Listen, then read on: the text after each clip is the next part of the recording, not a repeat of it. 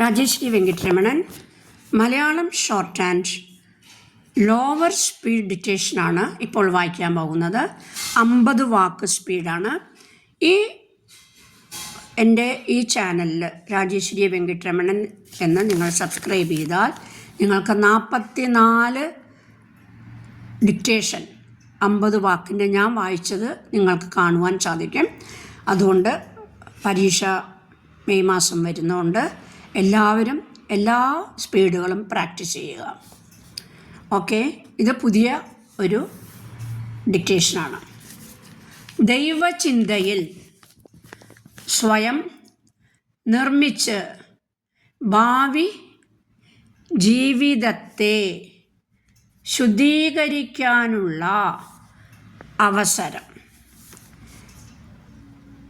ഇസ്ലാമിക കലണ്ടറിലെ ഏറ്റവും മഹിമയേറിയ മാസമായ റംസാൻ ആത്മീയ ശുദ്ധീകരണത്തിൻ്റെയും സാമൂഹിക ഉത്തരവാദിത്തത്തിൻ്റെയും മഹത്തായ സന്ദേശങ്ങളാണ് നൽകുന്നത്. വിശ്വാസപരവും ആത്മീയവുമായ പ്രാധാന്യമുള്ള അതിനൊപ്പം സമൂഹത്തിൽ സാഹോദര്യവും സമത്വവും വളർത്താനുള്ള കാലം കൂടി ആണിത്.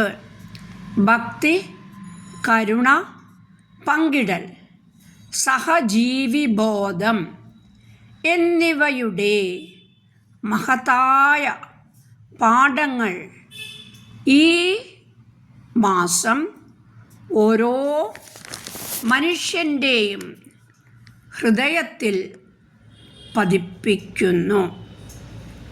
വ്രതം വെറും ഭക്ഷണവും പാനീയവും ഉപേക്ഷിക്കുന്ന ആചാരമല്ല, മറിച്ച് ദിനം മുഴുവൻ വിശപ്പ് സഹിച്ച് പാവപ്പെട്ടവരുടെ വേദനയെ ആഴത്തിൽ അറിഞ്ഞ് കരുണയുടെയും പങ്കിടലിൻ്റെയും പ്രസക്തി മനസ്സിൽ നിറയ്ക്കലാണ്. നോമ്പ് തുറക്കുന്നതിന് ലഭിക്കുന്ന മഹത്തായ പ്രതിഫലം. വിശ്വാസികളെ സാഹോദര്യത്തിൻ്റെയും സേവനത്തിൻ്റെയും വഴിയിലേക്ക് നയിക്കുന്നു.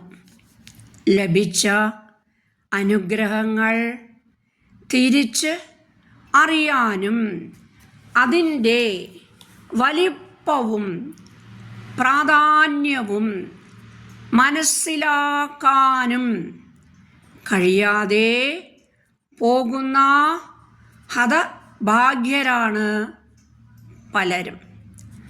എന്തെങ്കിലും ഒരു കാര്യം നടക്കാതെ പോകുമ്പോൾ പലരും അത്യധികം നിരാശർ ആകുന്നത് കാണാം. ആരോഗ്യം, ജോലി, ഭക്ഷണം, പാർപ്പിടം, കുടുംബം എന്നിങ്ങനെ നമുക്ക് എന്തെല്ലാം അനുഗ്രഹങ്ങളാണ് ലഭിച്ചിട്ടുള്ളത് എന്ന് പലരും തിരിച്ച് അറിയുന്നത് അതിൽ എന്തെങ്കിലും ഒന്ന് നഷ്ടപ്പെടുമ്പോൾ ആണ്. ഒരു മാസം പൂർണ്ണമായും ദൈവചിന്തയിൽ സമർപ്പിച്ച് ഭാവി ജീവിതത്തെ ശുദ്ധീകരിക്കാനുള്ള അവസരമാണ് റംസാൻ. സമ്പന്നരും ദരിദ്രരും ഒരുമിച്ച് വിശപ്പ് അനുഭവിക്കുകയും ഒടുവിൽ ഒരുമിച്ച് ഇരുന്ന് ഭക്ഷണം കഴിക്കുകയും ചെയ്യുന്നതാണ് വ്രത അനുഷ്ഠാനത്തിലും തുടർന്നുള്ള ഇഫ്താർ സംഗമങ്ങളിലും കാണാൻ ആകുക.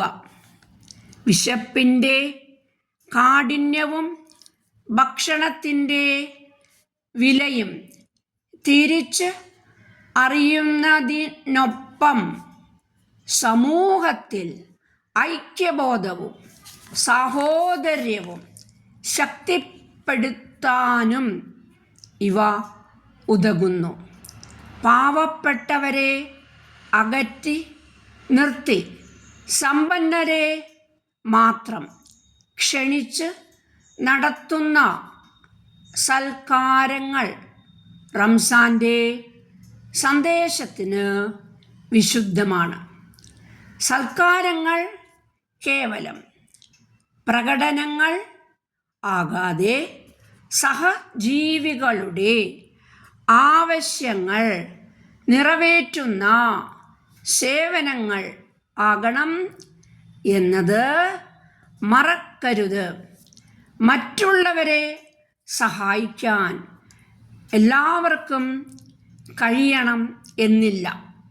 എന്നാൽ ഞാൻ മറ്റൊരാളെ വേദനിപ്പിക്കില്ല എന്ന് തീരുമാനം എടുക്കാൻ ആർക്കും കഴിയും.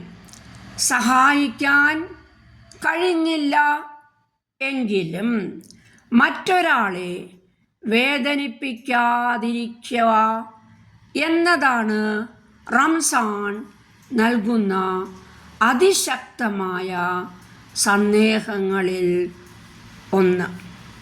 നാവിനെയും പ്രവൃത്തികളെയും നിയന്ത്രിക്കുക.